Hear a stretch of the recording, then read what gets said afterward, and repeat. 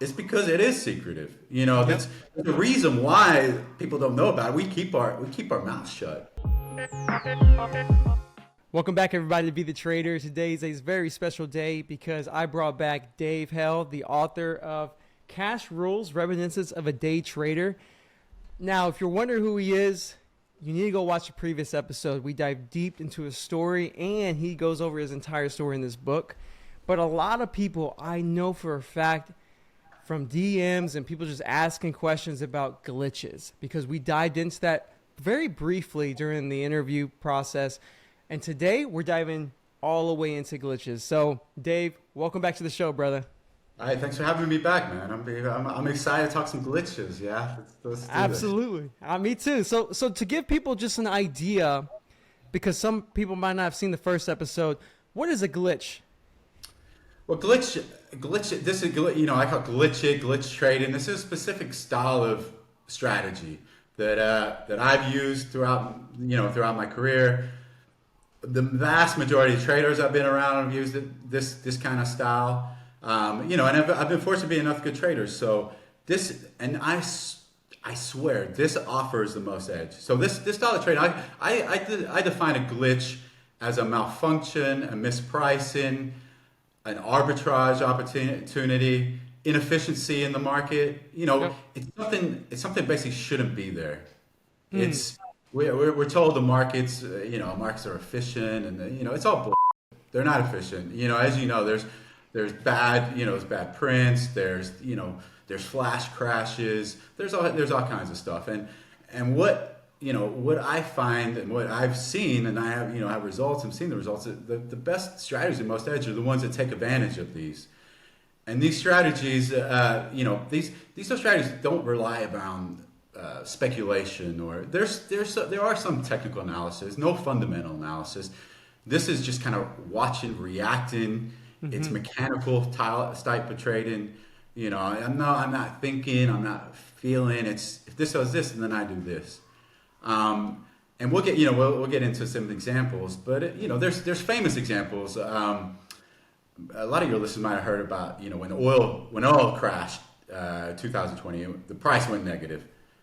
Again, that's the markets were broken. The markets were broken, and you probably heard, but I'm sure there'll be books and movies about these guys from Essex. We talked about the first episode of old school Essex, England. The accent doesn't tell it, but these guys, they made I think $900 million having a strategy, and when it went negative, I think.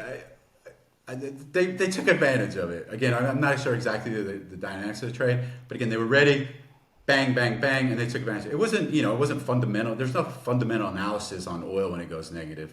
And again, the charts were there's no point reading a chart when the chart's negative. So it was all just taking advantage of a malfunction.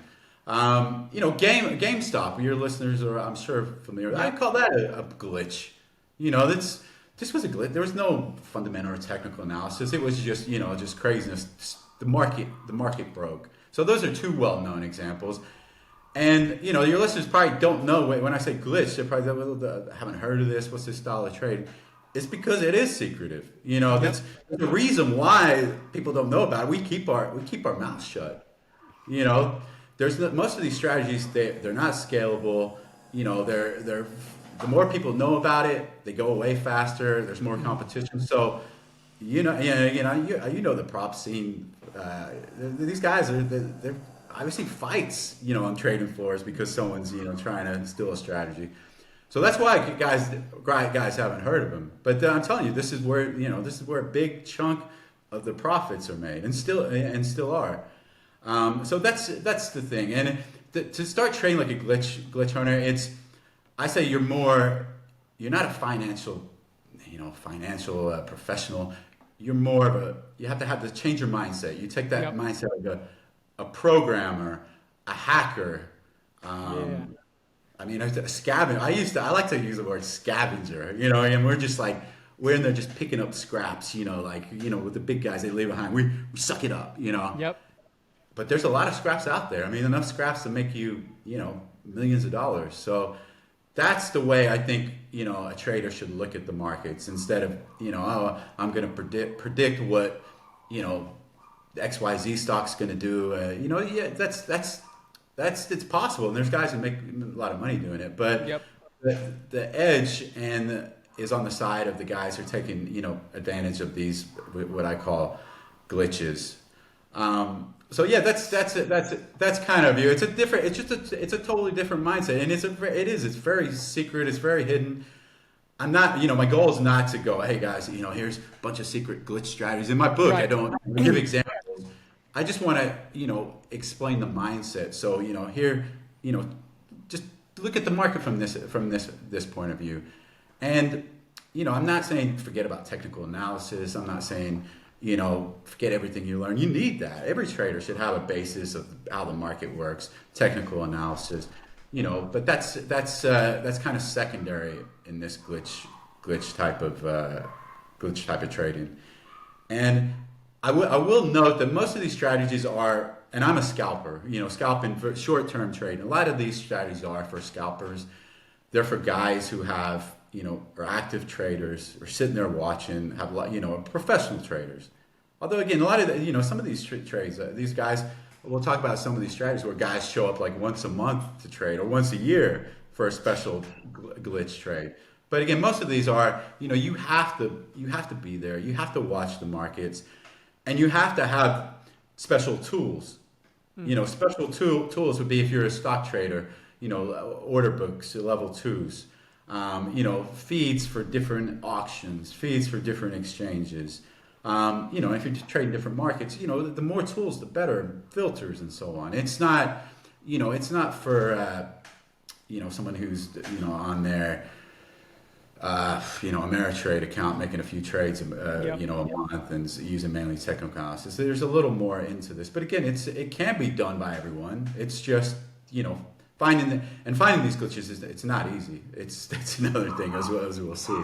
So that's I guess the basics of glitches. I would say. I don't know. Am I missing anything? No, not at all. Hey, we wouldn't be able to do these face-to-face interviews if it wasn't for our sponsor, Cobra Trading. So if you can just give them a few seconds of your time, we'd really appreciate it. Cobra Trading is the go-to broker for day traders and short sellers. And I'm not the only one saying this. In fact, Benzinga awarded Cobra Trading as the go-to broker for short selling. They have a heavy focus on direct market access order routing, so you have the fastest execution. They have some of the best locate prices and availability.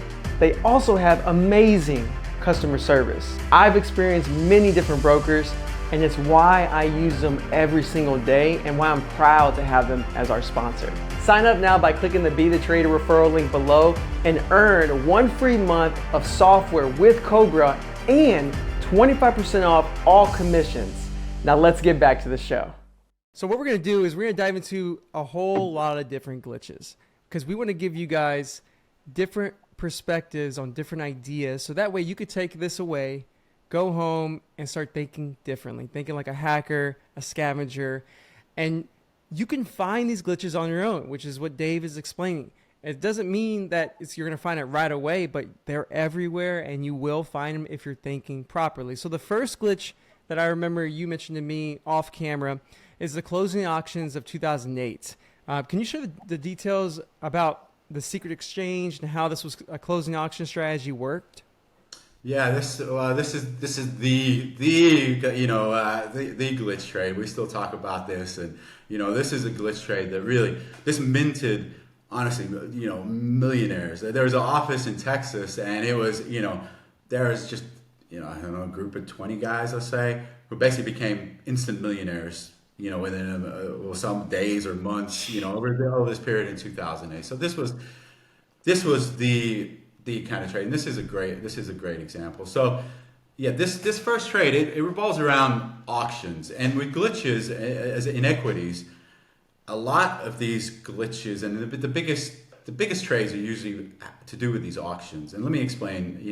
And that's a sad thing. I don't think a lot of traders, even active traders, know much about these auctions. On the New York and Nasdaq stock exchange, you have a big auction, an aggregate auction on the open of the market and at the close.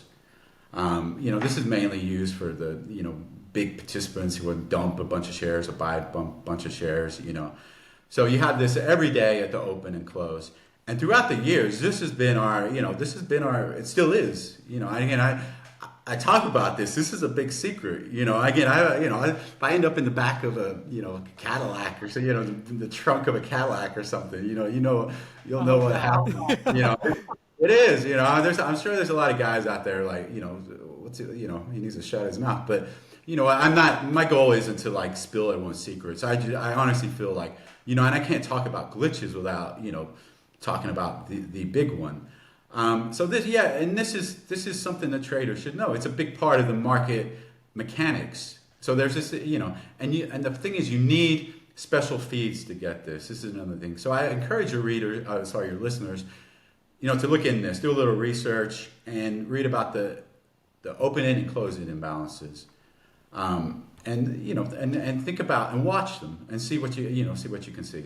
So these have been our money-making things throughout the years. I've seen hundreds of millions of dollars made in these auctions, and there's different ways to play it. People build strategies. Yeah, me saying, look at these auctions. Okay, you still have to build a strategy. You still have to execute. Like everything. And these auctions typically, like most of the glitches and most trades in generally, only get better with volatility. Glitch trading, volatility, and trade in general, I'd say, is our best friend. When volatility in the markets, volatility spikes up, the market shakes. Yep. And it cracks, and there's leaks, and there's either too much volume, there's too little volume, and that's where glitches happen. Yeah, again, it's those breaks that we try and take advantage of. So again, every 2008, 2020, when there's huge volatility, that's when these glitch strategies came alive. And that's when, a big spike in my P&L, every trader I know, and I think most, even if they're not glitch traders, but especially glitch traders, these strategies, really spiked up. And so yeah, volatility, is the trader's best friend. And 2008, again, I'm old enough, for me, I've been trading for a while. So it was just like this, the market was dead for a while. And then also we just got this tsunami of volatility. It was crazy. I think we went from like 20 on the VIX to 80 on the VIX in, like a couple of weeks. And, I hadn't seen maybe 30 or 40 on the VIX. And it was, it kind of blew my mind. I unfortunately had made the wise decision of moving to London right before 2008. Markets were dead. I wanted some fun. I had some money in the bank account. I would travel the world, do everything. So I was in London during all this madness, which again cost me dearly. I should have, in retrospect, I should have jumped on a plane back to this Texas office where, all these guys were minted. But I was trading in London from an old school apartment with dial-up internet. So that was the scene. So this volatility picked up, and these auctions came alive. And there was a guy in this office in Austin. He was a new trader. I think he'd been trading maybe a year, and he happened to stumble upon an auction that we didn't even know existed. It was a special route, an ARCA route. It was an ARCA imbalance. And we had no idea this existed. And I don't know how he found it. And he was, I don't know, again, kind enough or naive enough to share. Because usually sharing, sharing a strategy like that, I'd say maybe more naive since he was younger. But, if you share it, maybe, you help someone shares back. So he shared this strategy. And it was obviously a strategy no one, very few knew about. We knew other offices full of traders just across in town in Austin. They had no idea. And so everyone was keeping their mouth shut. Again, I was in London, but my brother and, Mike Swimlar, who you've interviewed, he was a trader in that office, some amazing traders. So, everyone's kind of keeping their mouth shut. And this guy found this amazing route. So basically the mechanics of the trade were really simple. Right before the close, this ARCA would come out with it's an imbalance. So it'd either be like a buy imbalance or a sell imbalance. So it'd be let's say 1,000 buy inbounds. So there's a million buy inbounds. So there's a million more shares to buy than sell. So obviously that's bullish. And there was even a price to indicate where this auction was going to take place. So let's say, 5 minutes before the market was going to close, this auction came out. There's a million buy imbalance on stock ABC, I say Tesla, I don't even know if Tesla was around back then. Let's say Microsoft. So there was a million share buy imbalance on Microsoft. Microsoft's trading at $50. This imbalance says $50.50. So the game would be you can buy down here in the regular market and then offer up to the auction and sell at 50-50. So again, it sounds too easy. It sounds, Yeah, it does. Is it? it was, and again, it was maybe not always that easy because there were instances where this imbalance might change, but that was the basic dynamics of it. So you buy quickly on this, the regular exchange, and then you offer to the auction and get the auction price. And you have an indication of where the auction is going to take place.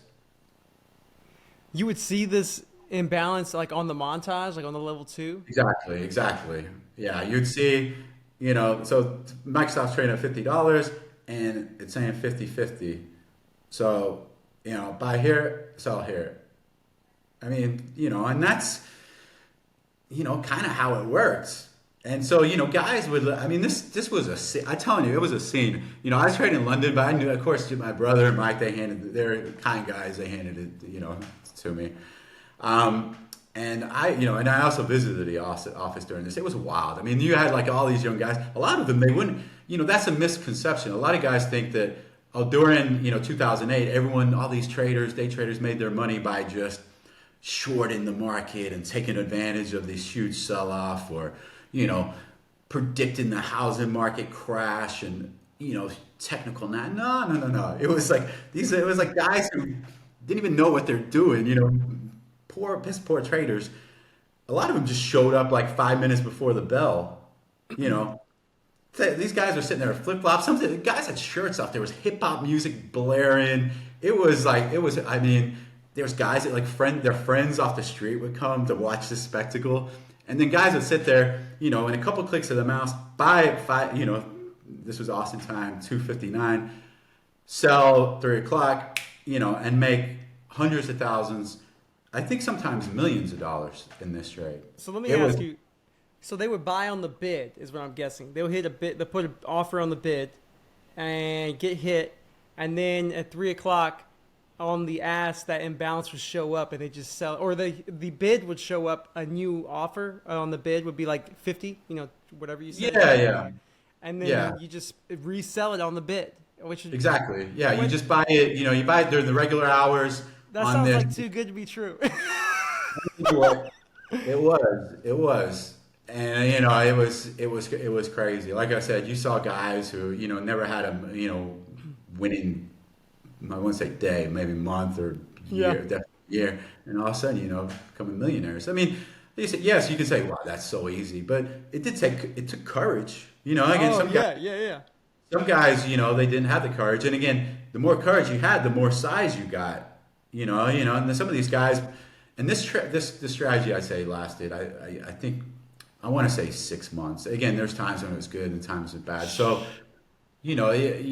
they had a little time to, pick up their side. And again, the more aggressive you were, the greater you were. I will say there were a couple instances when it flipped. They would have a big buy imbalance and then all of a sudden it flipped to a sell imbalance. Yeah. And there were a couple days when, I remember guys having, losing big 6 digits. But if you're making it every day, and that's part of the game. It wasn't that easy. And I even remember a day where I wasn't in. My brother told me about this. Was they were because this office, I'm telling you, it was wild. A bunch of young guys, and and they were the music was so loud. So they would listen to this music, getting hyped up, like it was like a gladiator. It was like gladiator arena. And the music was so loud. Some news came out over the news service.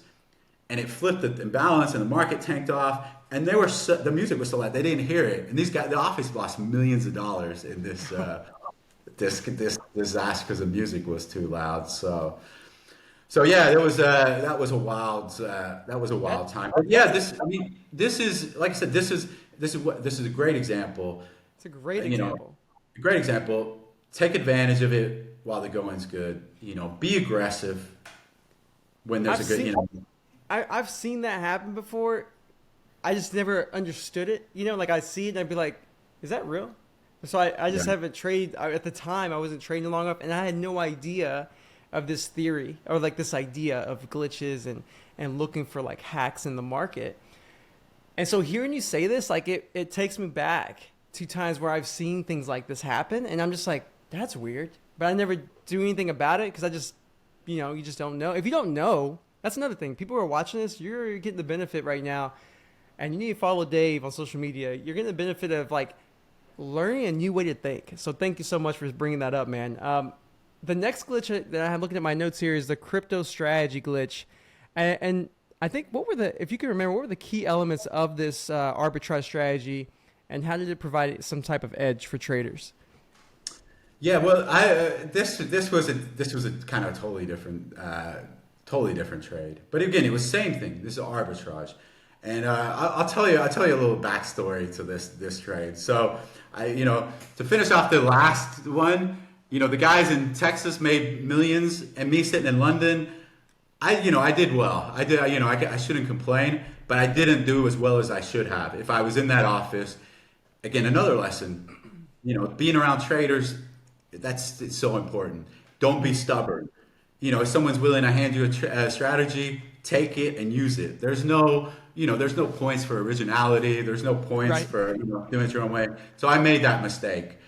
And so I made that mistake, and I thought, okay, trading's gonna be good forever, and this is gonna last forever. It didn't. 2008 ended, and it was tough trading after. We had this mindset of, still going it, and I was bad. I didn't change my strategies. I lacked a little discipline.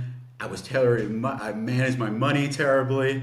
I moved to London with my wife and kid, and we were living the life of kings over there. And so it didn't take long for me to burn through these profits that I made in 2008. And by the time we hit 2012, I'd somehow burned through, I think, 7 figures of profits. Again, this is terrible. And by 2012, we were living in London, and I kept thinking my trade would get better. It's just around, we're going to get volatility, and it didn't. So 2012, I had to, and I didn't want my wife to worry, and I thought I was going to turn things. I kept it from her. So in 2012, I had to go to my wife, and I said, we got about a couple months of savings in the bank. We need to get the hell out of London and move to Poland right now, because she's a Polish woman, and Poland's cheap. So we packed our baby, packed the car, and moved to Poland. Got to Poland, and then we're in Poland, and all of a sudden we are living with her mom in the middle of a field in the middle of Poland, dead broke, nothing going on. My trading career in the dumps, and I didn't know what to do. I couldn't trade there, and all of a sudden this gift came from the gods. And this gift was the Facebook IPO. This is the Facebook. You're Yeah, going the Facebook IPO instead of the crypto. Okay, that's fine. man, dude, Alex, you know what? I went on the wrong stream there. That's fine. Go ahead. Let's go Yeah. with the Facebook IPO first, and then we'll go to the Okay. crypto. That's fine. Okay. All right. So we're going to Facebook. Facebook. It was a gift. It was a gift from the gods. We've been dreaming of this because one of the biggest glitches was an IPO strategy. Yep. And this IPO strategy is as simple as this. When a big IPO, most people probably know IPO is an initial public offering. It's a stock offers their stock for the first time. It comes to market, and what happens is you have one big auction. Again, we're talking about auctions. Remember that auctions are always a big thing. We have one big auction, and it opens the specialist, if it's in New York, or the NASDAQ specialist, they aggregate all the orders and have one big trade, and then the stock opens. And then typically you have this euphoria. Everyone's like, yes, this new stock, you don't have many sellers. So it pumps up, and the trade was for years, and still kind of is. A lot of guys still do this. You buy this auction, the first print, the first trade, and then it quickly pumps up, and then you sell quickly. And you do this for every big IPO. And, it's pretty simple. Buy, sell. And again, the reason why this works, we've seen it play. It's not just, well, let's try this. It's not something you just let's try. No. We've been trading this for years, and we knew it worked. We have a P&L, and it's still simple, but you also have to, of course, have a strategy. You got to be quick too. Yeah. Sometimes it doesn't work. When do you cover when it goes down, and when do you cover when it goes up? But that was generally, and it worked golden. And guys, it was one of the strategies where you just had guys show up in the office every time there was a big IPO. And the bigger the IPO, the more, usually the better this worked. And so I'm sitting in Poland, and back then we've been waiting years, like, oh, Facebook's going to IPO. And then I'm sitting there dead broke, in a field in Poland, can't trade, dejected, dead broke. It doesn't get any worse. And then Facebook IPO is happening. So I was like, oh, wow, this is going to save my ass. This is it. This is, I'm all in. I'm going this. And so I was in Poland. So, I told my wife, I got to get back to Texas, to this office. I can't trade this here. I need to be around traders. I need to be in the atmosphere. I need good internet. So I used, big chunk of remaining safe, flew over to Austin, traded my brother and Mike and the crew. And, this was it. I'm going all in, everything in the count. John felt this, my brother John, the same way. Mike's the same way. And, this is because there's an edge in this strategy. Yep. And the whole office there felt the same way. So the day of the IPO, we're sitting there. I'm, of course, nervous. This is it. Got my family counting on this. I've got butterflies. My stomach's turning. We're sitting there waiting for this first auction. All our buy orders out, of course. And then bang, it opens, and it's like, whew. And we're sitting there, and it opens, and it has this quick spike, and it's really quick though, really quick. And before you know it, it's back under the price.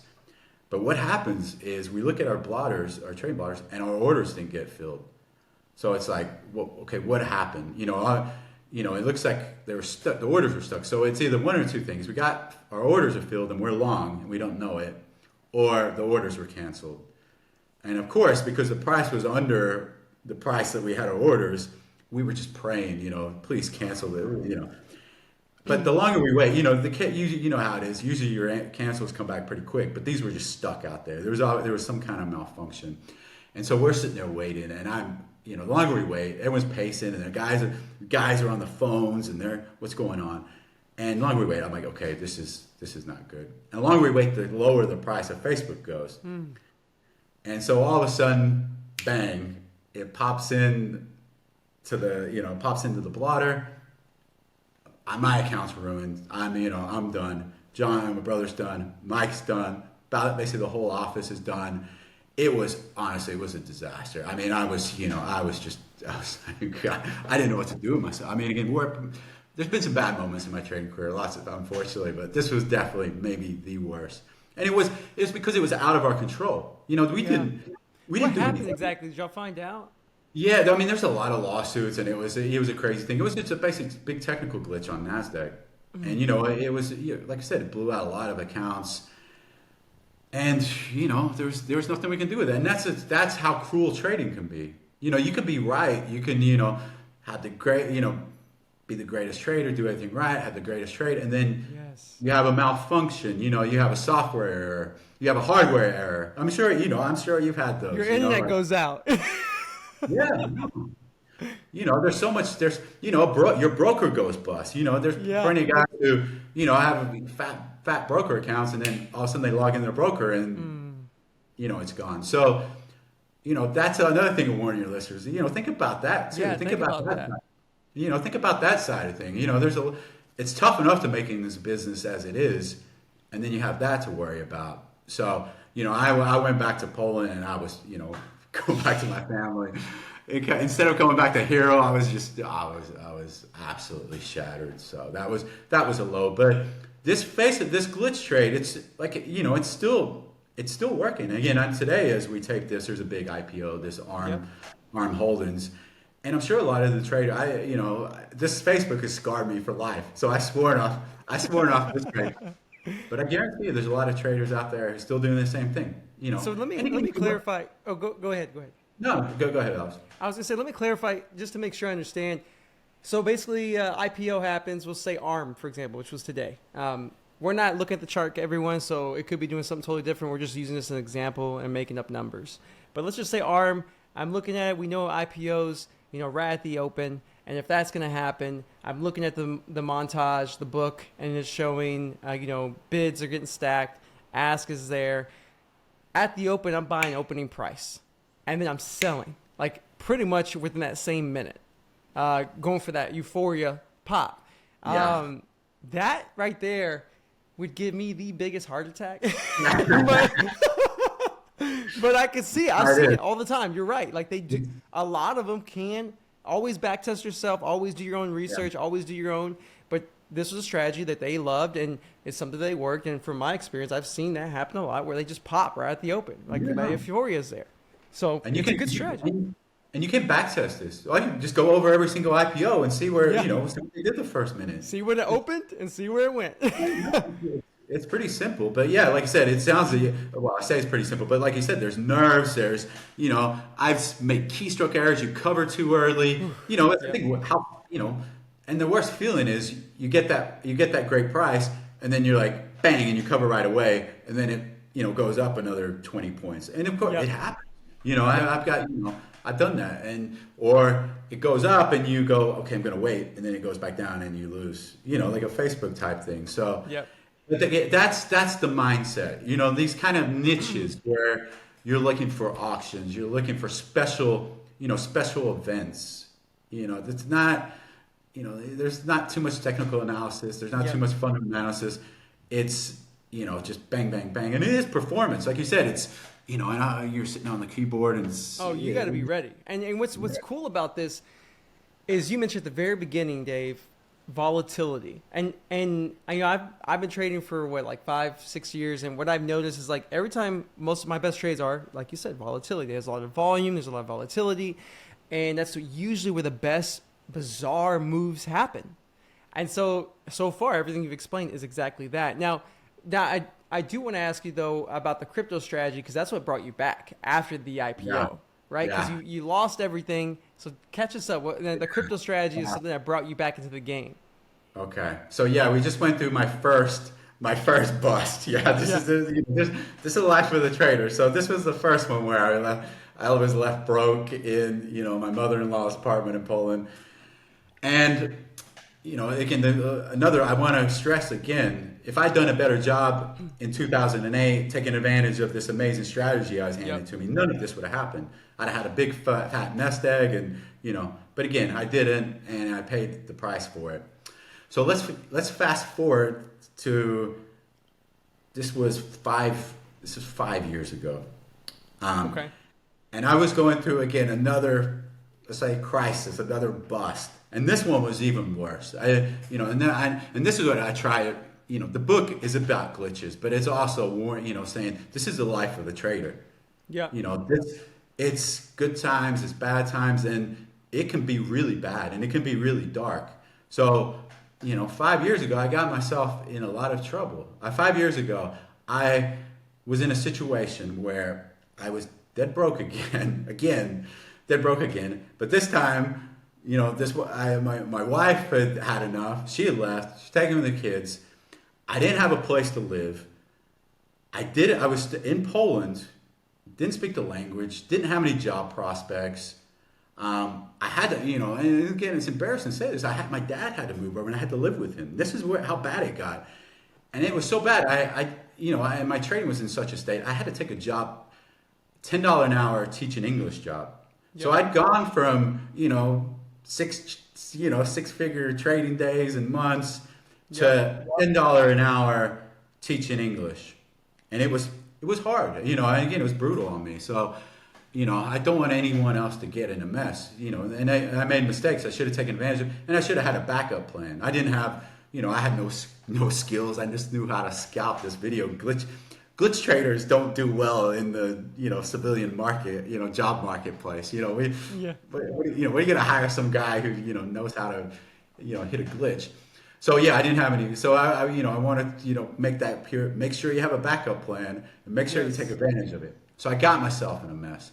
And how was I going to get myself out of this mess? Equities were really tough. I was, I had barely enough in my account. I was scraping by, trying to get, and when you're in a mess like that, your head's not on straight. And Yes. trading is it's all psychology. When you're, when you don't have a place to live, when you're debt broke, when you're, when you're going through a divorce, when you have no money, it affects your trading. So I was, I needed, this working $10 an hour wasn't doing it. So I needed to find a way to make some money. And the holy grail of glitches is arbitrage. And again, yeah, we all know. And these auction strategies are really arbitrage. Arbitrage by definition is you buy on one market at a low price and you sell on another for a higher price. That's the greatest trade. So these auctions, I think, you would qualify that as arbitrage. So I knew arbitrage is the holy grail. And I listeners, if you can find an arbitrage strategy, do it. That's but of course they're tough to find. So I typed it. What I did, and again, I thought this was a lottery. I was these arbitrage strategies are tough to come with. So what I did, I literally typed in on YouTube arbitrage crypto strategy. This is crazy, by the way. I went after crypto. I went after crypto because the equity markets were dead. Volatility was all-time lows, but crypto was going wild. This was kind of that first bull run where I think Bitcoin had gone from like 2,000 to 20,000 in a year. It was everyone was kind of going to say, and the markets were wild, and this was where the action was. And a good trader, I'm not an equity trader, I'm a trader. So you go where, like you said, volatility is where we go. So that's where I went. So I knew that there was opportunity, and I knew these markets offered glitches and arbitrage because I'd seen it before. I'd seen it in Bitcoin. I'd seen Bitcoin, because the big thing about crypto, it's a fragmented marketplace, right? Like if you're trading stocks, you just have one big stock exchange and all the orders match up. Crypto's different. Yeah, you have all these thousands of exchanges. And on one exchange, Bitcoin might be trading for 5,000, on the other for 6,000. So during this time period, a lot of guys, some strategies are as simple as buy Bitcoin 5,000 on one strategy, flip it to another for 6,000 and sell it for 6,000. That's a glitch and that's arbitrage, and that's about as easy as it gets. That's a lot better, finding some crazy technical pattern and trying to, do it that way. Yeah. But the problem is this strategy was, people caught on to it. So it kind of dried up, and it wasn't, the spread wasn't that big anymore. But I knew it was out there. So that's why I was looking at crypto. So I typed in crypto arbitrage strategy, and I was like, this is embarrassing. This is what I've come to, and I was, of course there's good things on YouTube. But there's a lot of junk. There's a lot of junk. So I would spend a couple of days going through all this, and I was like, oh man, this is terrible. And I finally stumbled upon this video of this guy it looked like he's sitting in his garage. He had about a dozen views. But I started listening to it. It was a crypto art, and I started listening to it, and I was like, okay, I know that makes sense. And that's one thing I did know. I mean, again, I knew what an arbitrage strategy looked like and the mechanics of it. If a new trader did that, I'd say, but I knew what I was looking for at least. And it made sense. And I was able to back test the strategy, and I was like, wow, this is amazing. This is it. I found it. Because I was like, well, first of all, I was like, why, why is he on YouTube telling people about this? Yeah.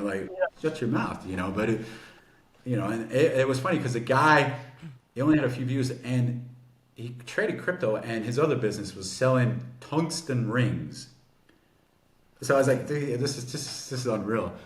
But I did the back test, and I'll give you the YouTube. I can give you the YouTube video. You can put it in the show notes so your viewers can watch it, because it is a little complicated and it's different. It's more different. I watched it and it was like, yeah. It's different. It's a lot different than IPO strategy. You just buy and sell. This was you're flipping, from this wallet to this auction. But the basis of it revolved around an ICO, which is the crypto version of an IPO. It's an initial coin offering. And it was a strange way. They did this auction every 23 hours. And there was a way to kind of see what the auction was at. I don't want to, again, I hope I'm not confusing everyone, and it was this coin was already traded on another exchange. So basically, this is what happened. Okay. When the auction took place, I could see basically the price it was on the auction, and I could see what price it was trading on the exchange. And if it looked lower than the exchange, I would quickly send it was Ethereum coins to this auction, and then flip it to this exchange, and then sell for a higher price. It's arbitrage, right? Yep. Again, like I said, I don't. It's a little more confusing, but the whole Does idea. that stress you out to do that? Like to try to because I've messed with crypto, and that's a lot of button pressing to get to that. It was. And the funny thing is because I was in such a mess. Yeah. And you needed Ethereum to work this, so I didn't have anything. I didn't have Ethereum, so my kind-hearted brother, he lent me a bunch of a stack of his Ethereum coins, and you know how crypto works. If you just one bad digit or one, Oh my God, yes. you lose everything. There's no go. So and because it's stressful. It was so different. And the thing is, this strategy was it was for like 3 months for every 23 hours. So it was a different time every single day. So some days I was rolling out of bed at like 4 a.m. and sending my crypto to this wallet, doing the exchange, flipping it this, exchanging it on this end, selling it back, half asleep. And then some days I'd be doing my English teaching and then quickly, take a break in a side, hallway, and I'm on my laptop, doing this. But, that's trading. Again, it wasn't glamorous, but there was a lot of edge in this strategy. And I couldn't choose what strategies I want to use. I had to make money. And that's what I would say to your listeners. A lot of times you don't have the luxury of choosing your preferred method of trading. Just find where the edge is. And these glitches and arbitrage and looking at other markets is a good way to do it. Again, I'm a trader. I trade, yes, I trade. I spent most of my life trading, U.S. equities. But if there's more opportunity somewhere else, you have to go there. So yeah, I did this strategy for I think 3 months every day. It took I think it usually took about half an hour of my day. And, by the end of a few months, I'd made enough to, bring me out of poverty. I was able to quit my teaching job. I had more confidence. Yep. I could, put more, I had more a buffer. I wasn't, I wasn't 1 month away from insolvency again. And it really helped my equity trading. Again, you got the confidence back. Yeah. So, it was a great lesson. And I learned some crypto. I learned how this strategy works. So there's a lot of lessons coming out of that. And another thing is, there is great stuff on YouTube. Not just your channel, but there's other guys out there sharing good stuff. And same on Twitter. You just have to Yep. you just You have gotta to shift through it. Yeah, you have to have a good bullshit filter, That's right. And if you're in the business long enough, you're quick to realize, okay, this guy's but there's a lot of guys out there willing to share ideas, whether it's on accident or purposefully. So that was amazing. And it's a funny thing. After all this happened, I wrote this guy. I was like, hey man, thank you so much. You saved my and all this stuff. Yeah. I never heard back from him. Wow. Never heard from him. I wonder if he'll see this, or we provide the link if everyone just clicks on it and gets his video, because I looked at it, it still only has maybe 100 views, maybe. Is it it'd be insane. Something learned from him. I'm telling you. He's gonna be like, what? Anyway, so let's talk about the next glitch. We got 2 more glitches, and it's SPACs, and this is recent, and this is 2020. You put 2020, 2021, but this has come back now in 2023. Yeah, no, So the goodness. question I have is, how do traders identify SPACs with significant upside, and like, what was the risk reward involved? Like, how did you attack it? Like, what was the plan? Yeah, SPACs were the crazy. Like we're keep talking about volatility, and we had this huge, COVID brought a huge wave of volatility. And then typically, the funny thing is, usually volatility spikes and trading's good when the market goes down. Yeah, that's the relationship. So, unfortunately, financial crisis, COVID, it's great for Yeah. us traders. Not everyone else is, but that's the way trading is. But 2021, the market was raging. It was going up, and there was still a lot of. It was still great trading, and one of the great trades was these SPACs. And I'm calling this a glitch, and these because these were glitchy, and this is a little different because this wasn't really scalping. These other strategies I'm talking about are really fast, and this IPO is bang bang, or this auction strategies, or the seconds. These sometimes these trades are weeks or months. But this was a big thing, another kind of secretive thing. But these SPACs, so a SPAC is a special acquisition company, and they were all the rave, basically end of 2020 into 2021, and it was basically just kind of a easy way for companies to do an IPO without going through all the hassle of the IPO. And the great thing about these SPACs, nearly all of them had a mechanism where they're basically redeemable at $10. So you had basically a stop loss. You knew how much your loss was. You couldn't lose more than that. If you went below 10, you could redeem it and you get your $10 back. So they were glitchy. That's what I'm saying, glitchy, because there's not many. No, in a regular stock you have unlimited What do you loss. mean There's no. redeemable at 10? What do you mean by But that? you could redeem it. Yeah, again, the mechanics of how you redeem it. I'm not the guy to Okay, but no worries, no worries. there was a way for you to get your to get your $10 back. So you couldn't lose more than your $10. And that's all we had to know. So to simplify things, what do you do? If you're a trader, you go, okay, I can't lose more than $10. It's not easy to think, well, if I buy this at 10:01, at 10:02, at 10:05, at 10:10, at $10.10, $10.20, I know my loss limit, right? I'm risking 20 cents. It's amazing, Yep. right? Yep.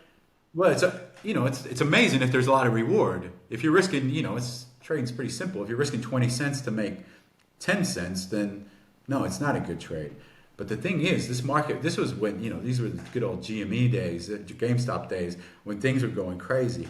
So some of these SPACs were going from like $10 to $100. Yeah. Again, Lucid was a big one. Yeah, Lucy was massive one. Yeah, and that was my favorite. But there was, you probably remember the Trump one. I think it was DWAC. We had Yep. that. Yep. But everyone was doing them, and it was crazy. The market back then, and there's still a lot of fluff there, but it was wild. Everything was just every pumps, and it was the wildest thing I'd ever seen. And yeah, so a lot of these SPACs were going, to $11 to $15 to $20, Yep. $50 to $100. So you could literally risk, again, yeah, sometimes it's easy. You could buy at 101. $10.01. Even if you bought at $11, risk $1 to make $50. It's a great risk reward. Right. So it was kind of it was a different style of trading. And yes, a lot of people in the know. And if you did your research, you knew about these SPACs. But a lot of traders, when you say SPACs, like what are these? Or they don't know the dynamics of them. Right. If you don't know that this $10 kind of stop loss, then you're missing the whole thing. And so this was a longer, not all these glitchy type plays are really short term trades. This was a longer term trade. Sometimes guys were holding it for months or weeks. And there's different ways to play it. You could just buy one of them. It's a smart way, I think, would be buy just buy 50. There's a lot of them. You can buy 50 of them, and then just hope a few of them pop to Yep. 20 to 30 to 50, and you do the math. You don't need every one of them to pop. And so it was wild. And I'm a scalper. I love it. But this is one thing. It's like, okay, step out of it. There's edge in this. This is where the edge is. This is a glitch. Switch over. You might feel uncomfortable doing it, but there's so much edge in this. Who cares if you're uncomfortable?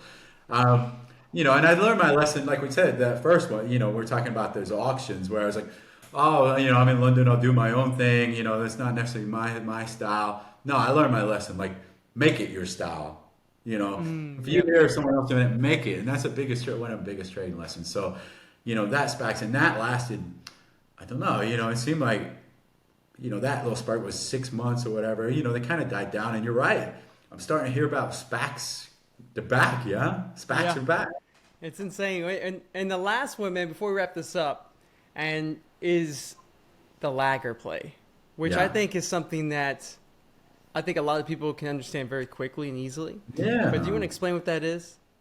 Yeah, well, we keep saying the best strategies are almost, usually the simple ones. Yeah. And this is like, this is just a glorified video game. And this is a strategy I've used throughout, I still use it, and this is how I first made my paycheck. And this is how, I love this style of trading. It's not what people imagine, traders do, but, this is simple as finding two stocks that move together, are in sync. Yep. It could be they're in the same sector, or it could be they move off the same S&P, ETF. or S&P, or Ford follows GM, something like that. Yep. And you find, and if two move together, but one of them lags the other one, you just kind of play this cat and mouse game. And it's easy as having order entry on one side, order entry on one side, two charts. One spikes up, and then quickly buy the other one, and then get out. And this is, I started doing this when I first started trading. I was struggling. I was just gambling. I was doing all these kind of crazy strategies. And then one day I was looking, and I was trading 3M. You probably know Triple M. Oh, right? yeah. I liked it because it was a high dollar stock. It was, I still had that gambler in me.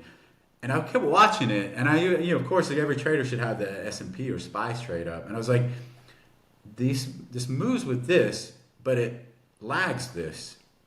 So why not just watch this, and then when SPY moves up, I buy Triple M.